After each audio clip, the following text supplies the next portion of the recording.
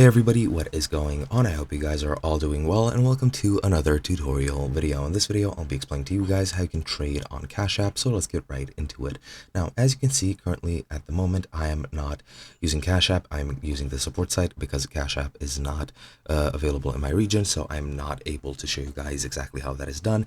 However, these instructions are very well made, and they should suffice, so I hope you guys understand. Now, you can trade both stock and Bitcoin on Cash App, and it's very easily done through the app itself. However, for both, you do need to have your identity verified. For that, you just need to go into account security and then go into account verification, and there, if it's verified, perfect. If it's not, you can click on verify. You'll need to provide your full name, your date of birth, and your four last digits on your social security number. If not, then they'll ask you for more information, such as your full social security number, your living address, or living address, an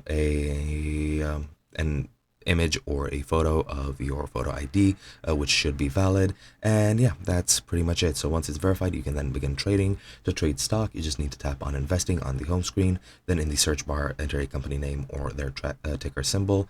Then select the company for the stock you want to trade, then press buy, select the amount, or press the three dots if you wish to select your own amount.